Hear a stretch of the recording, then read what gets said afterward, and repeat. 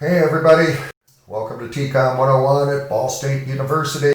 This is Dr. Mike Gerhard. In this video, I want to continue my discussion on the functions and the purposes of the electronic media in a free and democratic society.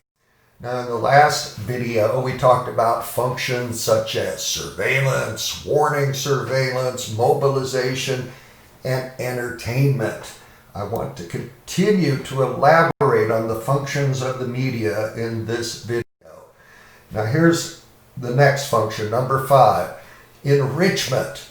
Here we're not just talking about run-of-the-mill entertainment, we're talking about content that enriches us, that helps us grow culturally and morally and intellectually.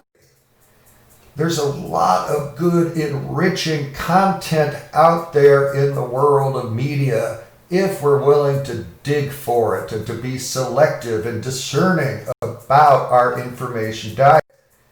Where would you find quality media content? I find a lot of it still on public television, TV worth watching. I love the world of streaming because it brings me all sorts of documentaries and nonfiction films that I find especially enriching. Okay, here's another important function of the media.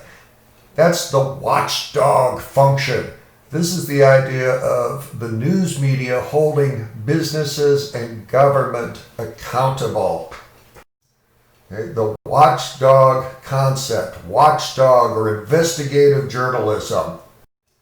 Watchdog journalism, it's the idea that the press serves democracy by providing a check on the abuses of government power, by providing a check on the activities of officialdom, whether public or private. Muckrakers. That's a term applied to the notion of watchdog journalism. The muckrakers are the journalists who practice investigative journalism. They try and shine the spotlight on corruption in society. Check out the work of Jacob Riis, for example. He was a photographer who documented the abuse of the poor and the working class in America. Or Upton Sinclair, who wrote about the meatpacking industry in Chicago and the abuse of the workers, the exploitation of the immigrant workers. Or Ida Tarbell, who was an investigative journalist who wrote about John D. Rockefeller and the monopoly created by the Standard Oil Company. These were important journalists who were important reformers.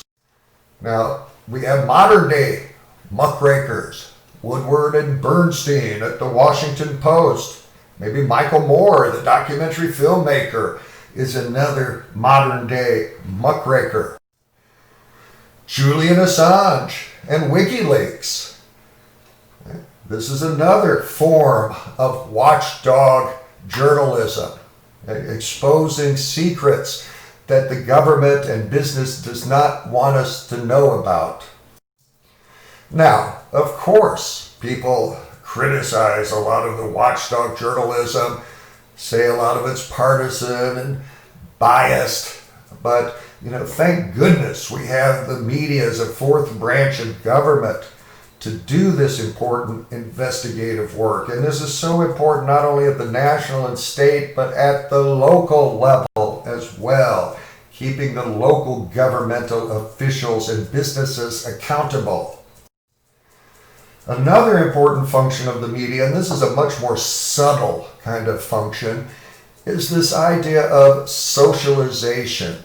Everybody who's new to the society, whether it's an immigrant or a child, has to be socialized, has to learn about the society, the history, the norms, the roles, the expectations, the cultural heritage. Now, one of the largest and most powerful agents of socialization is media. Whether it's traditional legacy media like television or the online world. Children learn a lot about the world around them through the media.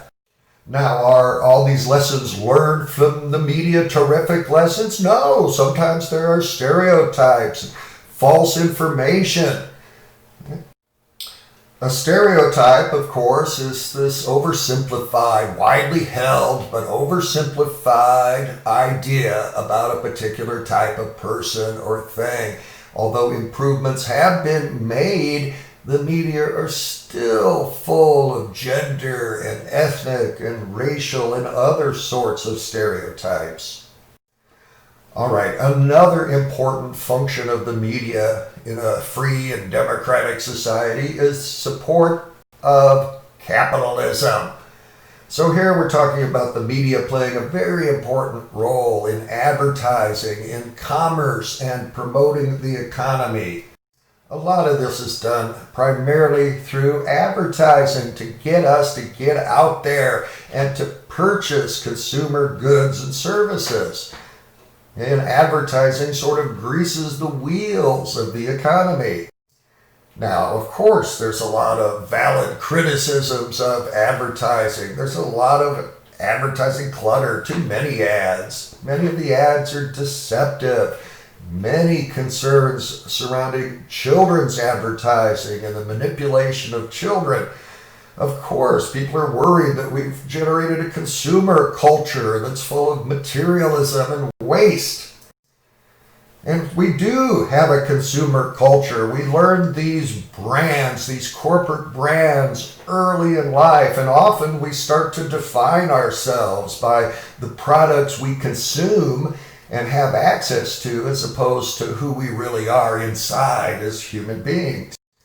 Anyway, in our country, we find gratification in consumerism and shopping. And a lot of that is promoted, of course, through the media.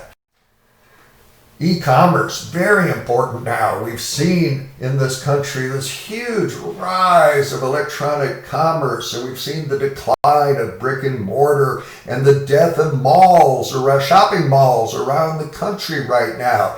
E-commerce, of course, is the ability to conduct your transactions electronically on the internet.